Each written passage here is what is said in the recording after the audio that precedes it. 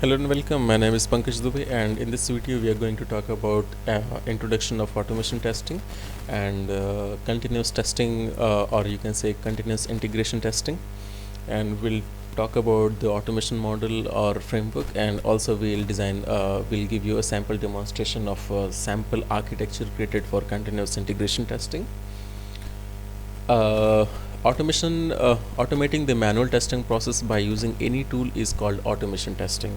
So there are two types of testing. If you talk about the execution process, then it is manual testing and automation testing. And in manual, you're doing it manually without using any automation tool to achieve any task. And if you talk about automation, then you may take the help of any tool to automate any certain process and to execute your test cases. Using a tool to execute the test cases is automation testing. And test automation requires the significant amount of money and skill. Significant amount of time can be saved by automation, and not everything can be automated. So what's the difference between manual and automation? In manual testing is done manually by humans, and automation testing is done with the help of a tool. In manual testing, to test the same thing, it takes much time because you will have to execute the same test cases again and again. While if you have an automation script, then you can just trigger the script and the same test case will be executed automatically. In manual testing, more resources are required, whereas if you talk about automation, then less resources can achieve the same thing by automating the tasks. In manual, new features are usually tested manually first. In automation, regression test cases are executed with automation, but always whenever the new feature will come, the testing will be done manually for the new features. Executing same test case on multiple environment is very time consuming, as you have to execute the same test case on different environments. Like if you're working on Chrome browser, then you'll have to again execute the same steps, and if you're working on the Chrome browser or any other browser other than Chrome, then also you'll have to execute the same scripts. Okay, same steps. While if you talk about the automation, then same automation script can run on the multiple machines.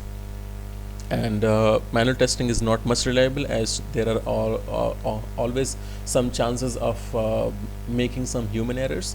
Whereas if you talk about automation, then it's more reliable than manual because machines do not make mistakes. So when to automate?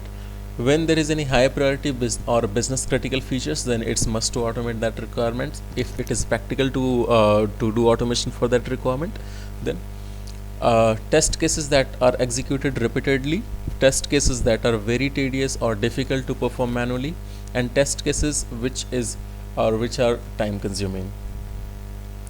So this is a sample automation model. So if you talk about agile, then so you can pick the requirements from the Jira. You can automate that requirement using the Selenium and Java, or Selenium with C#. You can put your code into the code repository. You can use GitHub or the Bitbucket or any other shared code repositories.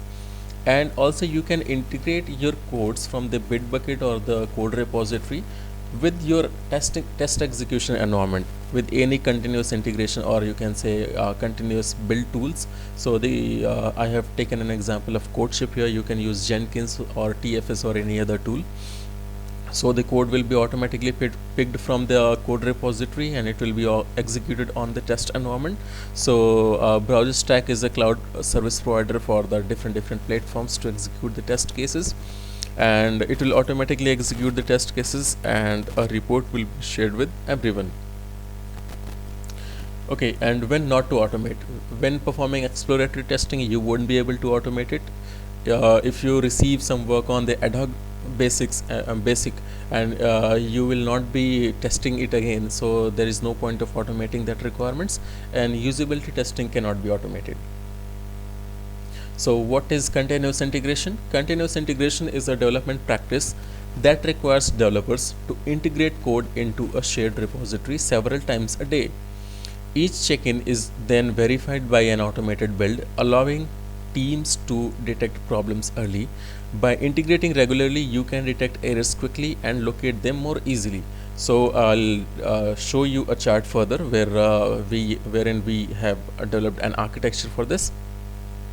So what is happening here from Jira backlog? It all begins with the sprint planning. If we talk about agile, so in sprint planning, you are picking the requirements from the Jira backlog, and development team starts the development work while the test team starts the test planning for it sees all the requirement. They write test cases for those requirements. Okay, and then test cases may be added to the any test management tool like TestLink, HPQC, or any other test management tools. Okay, and once the test planning is done and development is still in progress, then they can continue their work on the test automation, and by doing their work on test automation, they can push their codes into different repositories. So here we have created two repositories to demonstrate you. So one is for smoke and one is for regression. So once the development is done, the development team will push the features or those requirements into the QA or staging server. Okay, and what we have done here as a test team, we have integrated our code repositories for smoke and regression with any CI tool, continuous integration tool. You can use Jenkins, CodeShip, or TFS for this. We have already integrated our automated repository with the QA or staging server. So, and there are some batch scripts which will be already running there, and whenever the testing batch sees that there is any deployment from the development team, it will automatically execute the test cases from the smoke or regression test suite, and those test cases will be automatically executed on the QA and staging server with the help of CI tool, or you can say a continuous integration tool, and the reports will be sent to all the person in the mail. So this is how you can achieve the continuous integration testing. And what is the benefit of doing it?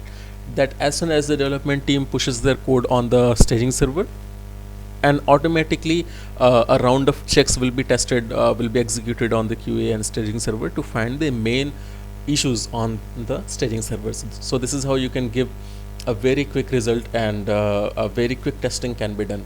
And the main benefit that is like, let's understand it by an example. Suppose your development team is working in US and you're testing it from India. So what is happening? So there are some time issues. If they are working in the night and they wait for you to come, you will come after 10, 16, 15 hours, and then you will perform the testing manually. But if you talk about the continuous integration, then as soon as they'll be deploying their code on the staging server, they automatically some testing will be done on that server, and the reports will be sent with everyone. So the main benefit of this is it's faster than the manual execution. It's reliable and accurate test results. It saves time and cost, and the codes are reusable. It has increased efficiency. Test can be triggered automatically based on some conditions or some batch scripts, and early testing can be obtained, which is the main benefit of continuous integration testing. Okay, now let's talk about some tools which is required to automate some of your test types. So for functional and regression testing, there are some tools: Selenium WebDriver, HPUFT, earlier it was called QTP, Water, Self Test, Rational Functional Testers. These are some automation tools for functional and regression testing automation. And if you talk about the client-side performance testing, then JMeter, LoadRunner, NeoLoad are the tools to perform the performance testing at the client side.